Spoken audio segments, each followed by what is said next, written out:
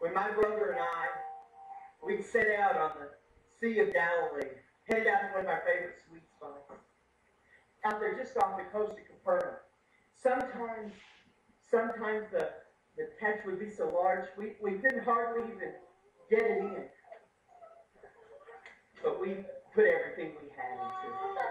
We'd strain and we'd pull and we'd throw our backs into it. And the sweat would just run off. And eventually it would fill our eyes so we couldn't see. And that rope, it would just get slippery in our hands. You know, what sweet pain that was. What sweet pain that was. Our arms would just throb and our backs. I often wondered if my back would ever straighten out and my hands would just burn. From that rough rope. But very soon we'd be right back at it. Right out there, throwing the net over the next wave and pulling in the next catch. You know, it was so wonderful, such happy ignorance. I wonder if I'll ever be at peace like that again. For the last 3 years, I traveled. I've talked with, I've eaten with, I've been with God for the last 3 years. And now I've had a hand in killing him.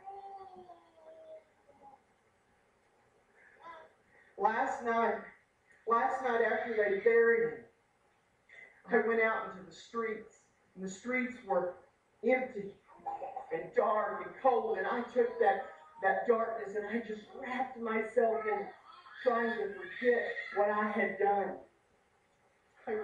I was afraid, still afraid. I was afraid that someone was going to identify me with him.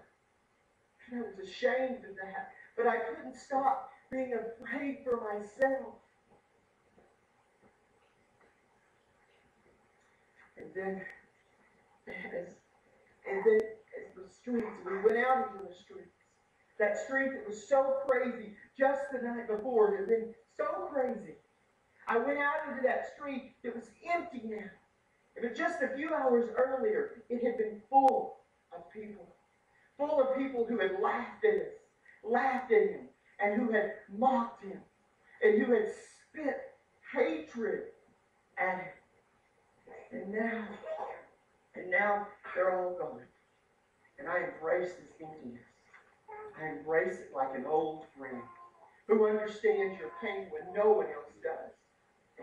You know, for the first time since he called me, I understand what it is to be alone.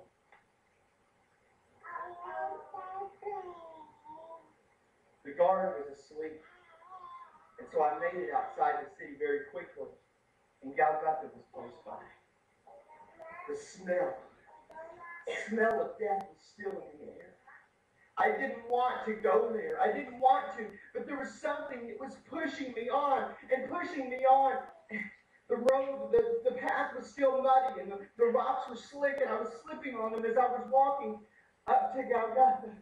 All the time I was praying, lightning, please let lightning strike me dead. Take me out of this misery. But soon I was there. Soon I had made it to Golgotha. And there in front of me stood that stand of wood. And try as hard as I wanted, I couldn't stop myself. I couldn't stop my eyes from following up that pole to the crossbeam. To that beam that was still in place. And then I saw those spikes were still there. Those spikes were still embedded in the wood. Those spikes that had held. And they were still stained with his blood. I couldn't look at that cross without seeing him laying there, seeing him hanging there dying. I knew he's not on the cross. I know he's not there. But he was. He was there. And all my heart was telling me is that he went there all because of me. I knew that wasn't true. I knew that wasn't true. He had told us. He had said that the Son of Man would come. He would come to serve, not to be served. He would come as a ransom for many. So you see, we all had a hand in putting him there. No, we may not have driven those spikes into his hands, but we held his arms as someone else did. We pulled on that rope as it put him in place.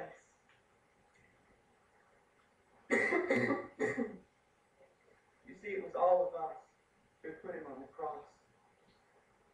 It's not a pretty way to die. But he didn't die for pretty things. He died for ugly things. You see, he died for my sins. And he died for yours. And dying for the sins of humanity, that's never